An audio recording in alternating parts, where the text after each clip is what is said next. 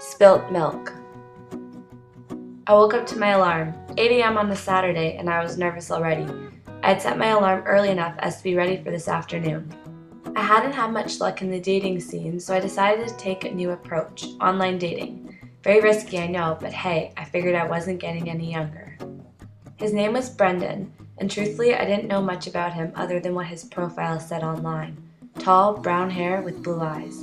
Yes, so far I wanted to make sure everything went as smoothly as possible for the date. I had made a mental list: shower, shave, brush my teeth, clothes. I had no idea what to wear. I ran to the closet frantically in search for the perfect outfit. A black dress? No, too formal. We were only going out for coffee. I kept thinking, maybe a t-shirt, I thought? No, definitely too casual. I continued to desperately rummage through my closet. I looked at the clock, already an hour to noon, and that's when I decided I didn't care. I would wear the t-shirt. I was running out of time, and to make myself feel better, I told myself he was going to fall for my personality rather than my looks. Yes, that's what will happen. It was 11:45 and it was time to leave. I started walking towards the coffee shop. It was hot outside and felt myself getting sweaty, realizing maybe I should have driven, but it was too late now, and being late would look bad on my part. I finally arrived at the coffee shop and looked around to spot out Brendan. A man sitting at a round table with 2 seats waved me down. It was him. That was when I realized how nervous I actually was.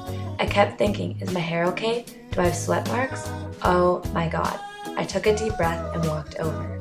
Brendan looked exactly as he did on his profile. I was too happy that I wasn't living one of those stories where the guy ends up being fat, ugly, and balding.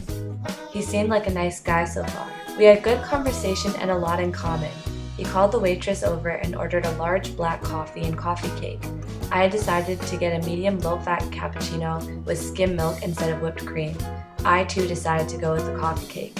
We continued talking, and the date so far was going surprisingly well. The waitress quickly returned with coffee and drinks. As she was just about to approach the table, she had accidentally tripped over the leg of the table just in front of us, spilling her whole tray. I had coffee cake all over me, and everybody was staring.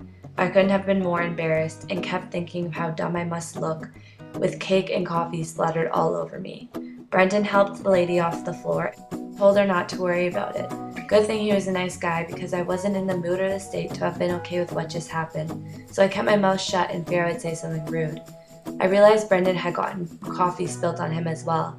As we started to wipe ourselves off with the napkins, the waitress came back with our order and told us it was on the house. We apologized again as we were leaving. Brendan started laughing and said, "Hey, at least we got free coffee and cake out of this." That's when I realized maybe what happened wasn't as bad as I thought.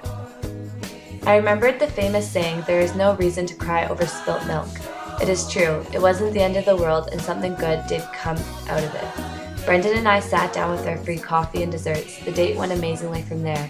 He'd asked for my number and we made plans to see each other next week. We thanked the waitress again when leaving. Brendan insisted on walking me home, so we went back to my house together, stains and all. Brendan said goodbye at the arrival of my house. When I got inside, looking at myself in the mirror with the stains on my t-shirt, all I could think of was, I am so glad I decided to wear a t-shirt.